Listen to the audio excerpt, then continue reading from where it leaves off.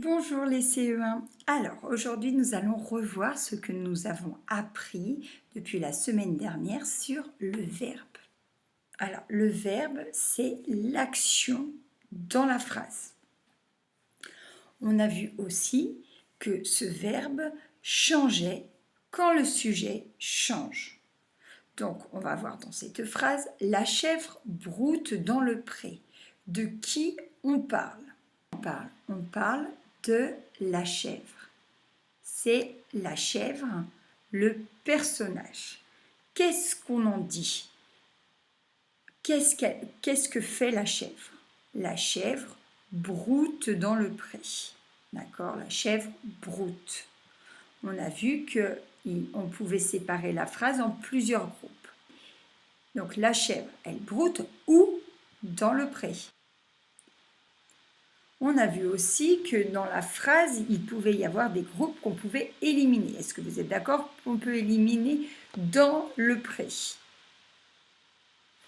Là, ça veut dire quelque chose si on dit juste la chèvre broute. Donc broute, c'est le verbe. On a vu aussi qu'on pouvait trouver le verbe en mettant la forme négative. Donc la chèvre ne broute pas. Le ne et le pas, la lunette de la négation, encadrent le verbe. Maintenant, dans la phrase « les chèvres broutent », on parle de qui? De les chèvres. Quelle est la différence entre la première phrase et la deuxième phrase? C'est qu'ici, il y a une chèvre. Ici, il y en a plusieurs. Comment on peut le voir? C'est parce que c'est au pluriel.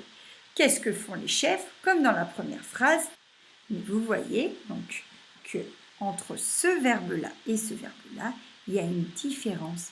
Le verbe change, il y a une terminaison différente. Donc on va dire que ce petit personnage va mettre des vêtements différents en fonction du sujet. De plus, le verbe va changer quand le temps change. Donc, il va mettre des vêtements différents si c'est dans le passé, dans le présent ou dans le futur. Le verbe s'habillera de façon différente. Il mettra un costume différent. Par exemple, dans cette phrase, « Les chatons font des bêtises près du pont ». De qui on parle? Les chatons. Qu'est-ce qu'ils font? Ils font des bêtises. Alors, ils font des bêtises où? Près du pont. Donc, voilà nos trois groupes dans la phrase. Maintenant, si on veut trouver le verbe dans ce groupe-là, on va dire, dans la forme négative, les chatons ne font pas des bêtises près du pont. Donc, le verbe, ça va être font.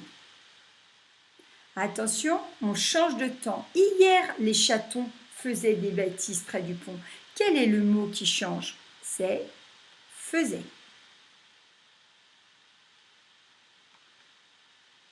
Demain, les chatons feront des bêtises près du pont. Le mot qui change, c'est feront. Donc, en fonction du temps, aujourd'hui, hier, demain, le verbe change. Mais s'il change tout le temps, alors comment faire pour retrouver l'infinitif d'un verbe? C'est facile, on va utiliser la formule « il faut ». Je tombe d'un pic. Je rappelle que le verbe c'est « tombe ». Pourquoi? Je ne tombe pas. D'accord? De qui on parle? De je. Qu'est-ce que moi je fais? Je tombe. Donc, on va utiliser « il faut ». Il faut tomber. Donc, tomber, c'est l'infinitif du verbe. Donc, l'infinitif du verbe, c'est quand le verbe n'est pas conjugué. Vous voyez, il est en pyjama, il est en train de dormir. Aucune personne l'utilise. Le chaton tombe, là, on le conjugue. Les chatons tombent, on va mettre tombe, ENT. Donc, on va mettre un nouveau vêtement au verbe. Il se réveille et il s'habille. Là, le verbe à l'infinitif, il est en pyjama, il dort. La chèvre broute l'herbe. De qui on parle? De la chèvre. Qu'est-ce qu'elle fait? Elle broute l'herbe. Alors, quel est son infinitif?